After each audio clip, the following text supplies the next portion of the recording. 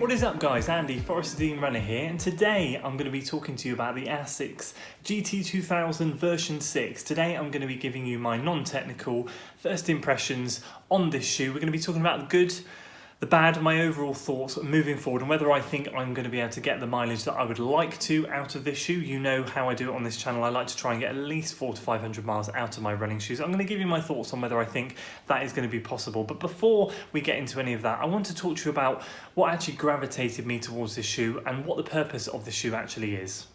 Okay, so about 3 weeks ago, I put a post out on my social media platforms asking you guys for some recommendations on shoes that could become a bit of a workhorse for me, something that I could put a lot of miles into, running on the trails around here and just kind of scuff them up and get them muddy, and it really doesn't matter what happens to them. I've been running in the Nike Zoom Flies now for the last, well, since January. I'm on my second pair, and they're such a nice pair of shoes that I would like to keep those for some of my races. So rather than me waste those shoes out on the trails, I thought I would get something cheap and cheerful that will be able to do the job for me.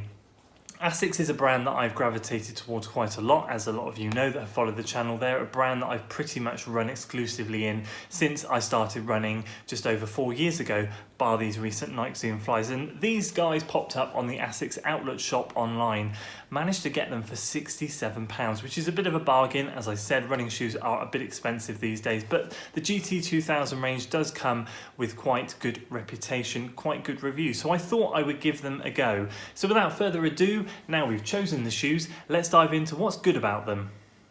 As Kofuzi recently said in his Nike Pegasus 36 first run video, it's like being reunited with an old friend. He has run in those shoes from the variations from the 32 all the way up to 36, and to be honest with you guys, it felt a little bit like that for me jumping back into these. As some of you original subscribers know, I have been running in ASICS pretty much, as I said, exclusively since the beginning of my running career, and bar the recent switch over to the Nike Zoom Flies, it was a very familiar feeling when I put my foot back in this, which felt good. I'm used to ASICS, I'm used to running on the trails in them, and they just give me that feeling that I know what I'm going to get out of them. In my opinion, they're very much a brand of shoe that just does what it says on the tin. There's nothing particularly flash or fancy about it, but they're shoes that you can get the miles in.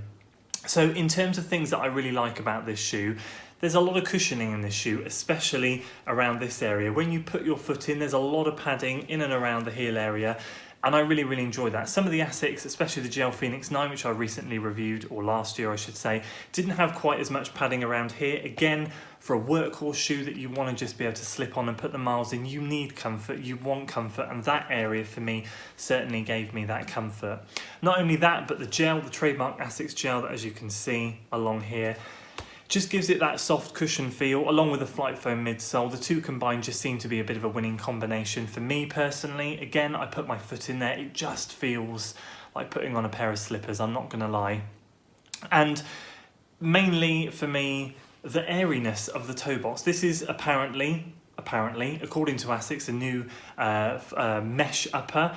I'm sure they say that on every single iteration of a model that they have, but to me, it does feel nice and airy. The one thing my feet have not done in this shoe is get hot and sweaty, and that's really nice. Granted, I haven't put any major long runs in them, but I've done four runs in them now, a couple of workouts, and they've just felt good. They felt stable.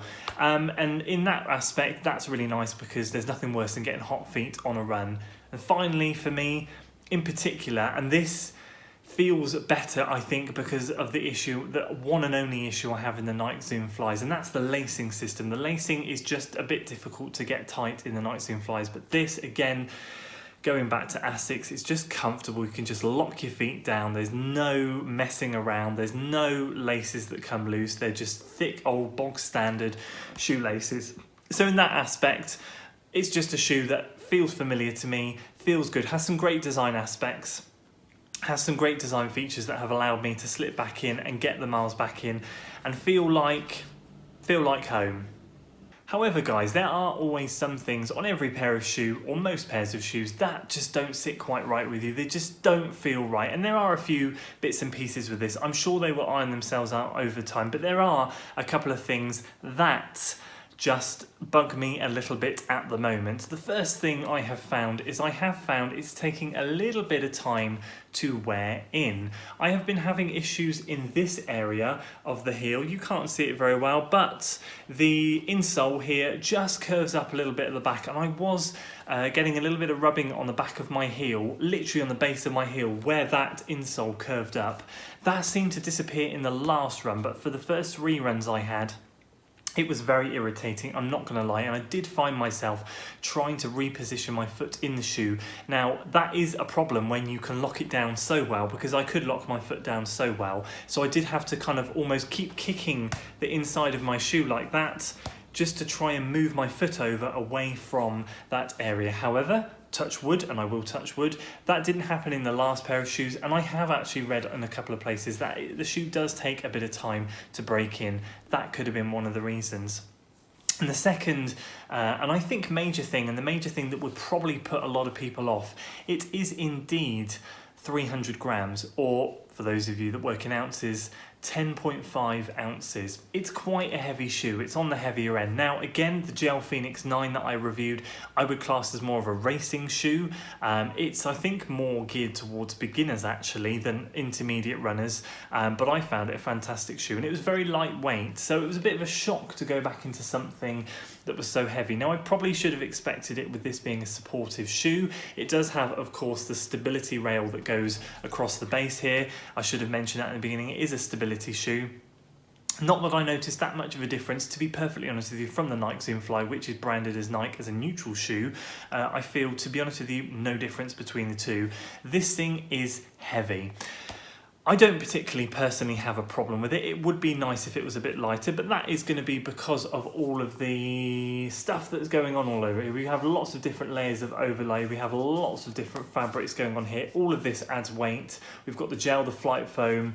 We've got everything. We've got overlay, sorry. Now, a lot of this is just this stuff here. It just feels like it's just melted on plastic. There's nothing particularly weighty about it, but there are areas, especially in the heel. The heel does feel very, very weighty, and of course that's where a lot of the gel is sitting.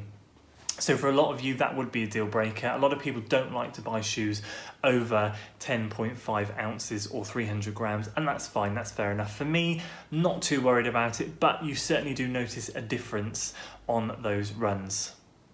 That is, of course, it though for the negatives. To be honest with you, there's nothing glaringly wrong with the shoe. As I said, hopefully a couple of teething issues there with the heel in terms of wearing it in. But other than that, bar the weight, which I know will put a lot of you people off, bar the weight, this shoe feels good. And being perfectly honest with you, I think I'm going to be able to get the mileage that I want to out of this shoe. It feels supportive, it feels cushioned, and I think from initial impressions that it's going to go the distance. Now, the thing with ASICS shoes I always find, bar the Roadhawk FF2s, which were a bit of a disaster for me, and I only managed to get just under 300 miles out of them. I've always managed to get at least 400, well over 500 for a lot of pairs of their shoes. I think this is going to be the same. It's got that familiar feeling, it's got that feeling of longevity.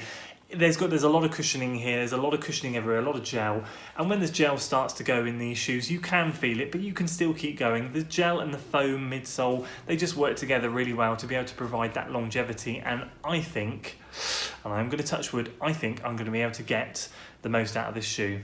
So there we go guys, that is my first impressions non-technical review of the ASICS GT2000 version 6. Very happy with it so far, fingers crossed, as I said, it will go the distance and we will see how we go from there. So I hope you enjoyed this video guys and I hope you found it useful. As I said, you can get this shoe for a pretty decent price on the ASICS outlet store. I think there was a discount specifically in May which might be over, but overall for the price of this shoe I think it's going to do me the world of good.